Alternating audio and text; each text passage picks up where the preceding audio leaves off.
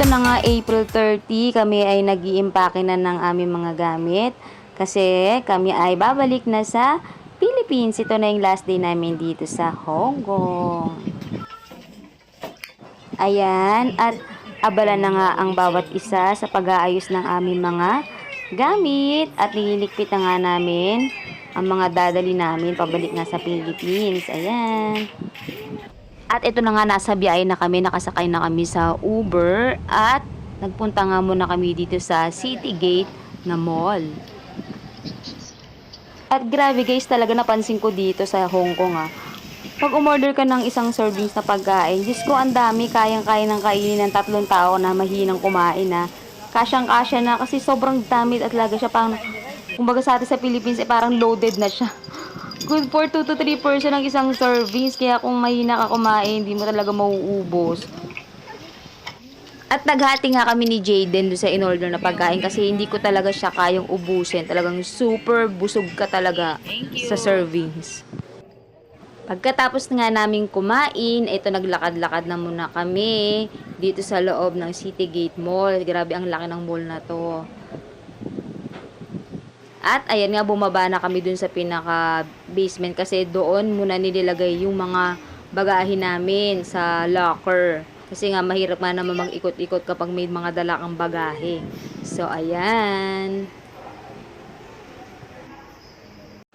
Nasa biyahe na kami, nakasakay na kami ng bus. Ang papunta na nga kami sa Hong Kong International Airport.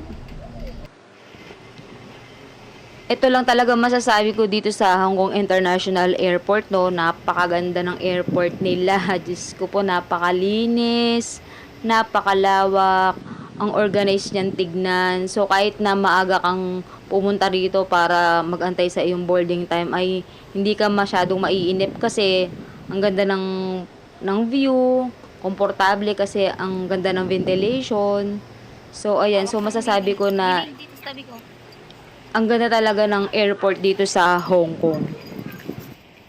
So, ito na nga, papunta na kami sa kiluhan ng mga luggage namin kasi nga para ma-double check namin kung nag-exceed ba ng 20 kilos ang aming mga check-in luggage kasi nga nadagdagan gawa nga ng mga pasalubong na binili nila mama, nila tita Susan at nila Yan. Ayan, ang aming mga bagahe.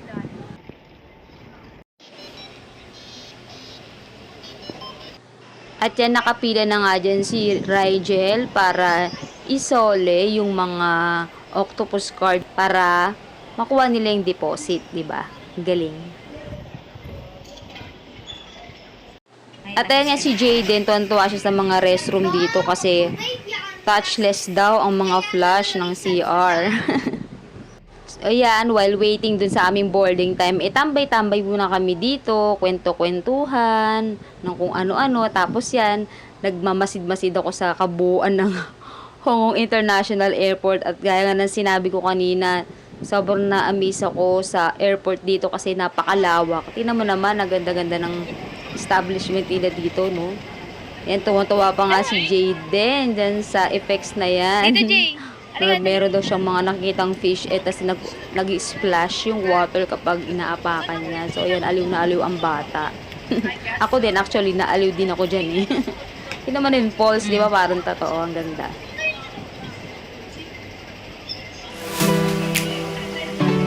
Madali kaya rin sa falls yan. Dali, ha? What? I just saw here.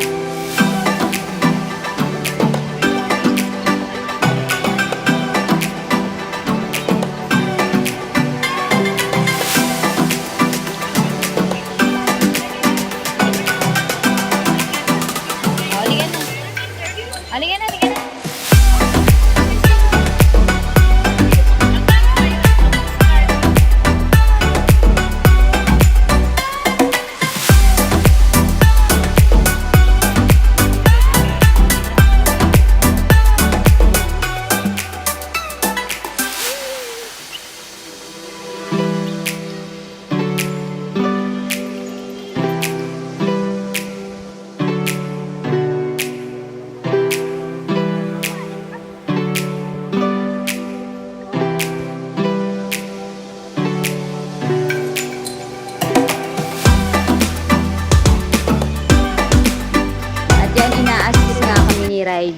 para i-verify yung aming passport kasi i-scan yan one by one para magkaroon ng printout para sa aming boarding pass. Ayan, tinuruan niya kami kung anong dapat gawin para next time alam na namin kung sakaling makabalik ulit kami dito sa Hong Kong, alam na namin i-process ang aming pag-i-scan at pag-verify ng aming passport para makakuha ng copy ng boarding pass. Ayan.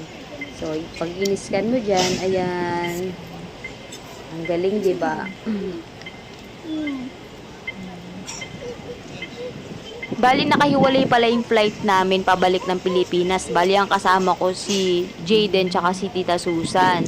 Kasi sa Hong Kong Express kami ibinook niyan yan pabalik ng Philippines. So, ayan, ginaid muna kami ni Rigel kasi nga hindi ko pa alam kung ano nung gagawin, no? So, talagang maraming salamat kay Rigel. So, ayan, after few minutes ng pag-i-scan ng aming passport, at nag-print out na nga ang aming boarding pass. Ayan, maraming salamat talaga kay Rigel kasi in-assist niya kami from sa process na to hanggang sa pag-check-in, hanggang sa makarating kami sa aming Lagay mo lang to, tita, ha? boarding gates, ay in-assist niya kami at binibideo call niya talaga kami. Thank you! At talagang bumilib na naman talaga ako dito sa Hong Kong International Airport. Imagine mo, may train sila sa loob ng airport nila. Bali, itong train na to ang nagatid sa amin papunta sa aming boarding gates kasi 210 yung gates namin, so medyo malayo-layo. Kaya, yun ang nagatid sa amin doon. Ang galing, di ba? So, ito, nakapunta na kami dito sa mga boarding gates na area na to. So, hinahanap na nga namin yung aming gate number na 210. Ayan. So, ayan, ang boarding time namin is 5:40 ng hapon. Kaya, Diyos ko po, nabilib ako. Almost on time talaga. So, ayan, nakapag-boarding na nga kami. Papunta na kami dun sa aming airplane na Hong Kong Express nga, yung aming sasakyan. Ayan. Ayan si Tita Susan. So, ito, excited na rin kami. Medyo masaya na malungkot kasi babalik na kami ng Philippines. Ayan ang aming seat number. Ayan, nandito na kami, nakasakay na kami. So, ready na mag-take off ang aming plane. Ayan.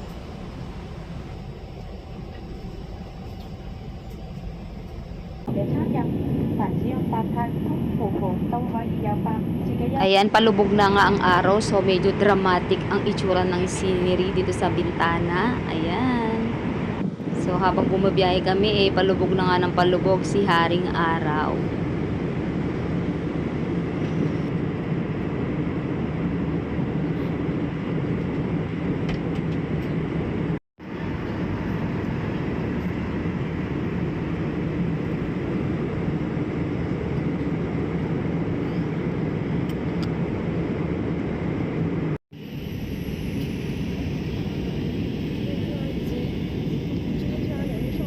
Then finally, natatanaw ko na ang kalupaan ng ating mahal na bayan, ang bansang Pilipinas. Ayan.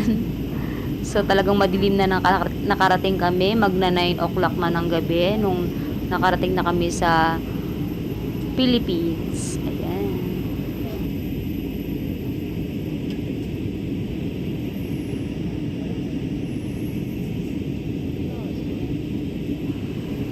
Ayan, ang ganda ng view sa taas. Ayan, at si Jaden kagigising lang. Simula nung umalis kami ng Hong Kong hanggang makarating sa Philippines, ay ang sarap ng tulog niya. Ayan, kagigising lang niya dyan. So, ayan, tinanong niya na from above ang itsura ng Pilipinas pag nasa baba. Diba? Ang ganda. Actually, nagpaikot-ikot pa kami sa ere kasi nag-announce na si pilot na traffic pa daw sa baba. So, ayan, 9 o'clock in the evening. Touchdown, Philippines, Naiya International Airport. At ayan, nandito na nga kami para i-validate ang aming passport as exit. So, swerte namin, konti lang ang tao. Kasi sabi nila, Mama at ni Vince, nung sila daw ay lumapag, sobrang dami daw nila doon at isang oras sila nakapila doon bago sila totally makalabas dito sa arrival. So, yan, ang tagal din namin naghintay, isang oras mahigit namin silang inantay. So, ayan, finally, nandito na kami sa labas. Inaantay na namin yung aming sundo. At welcome back, Philippines! Thank you for watching!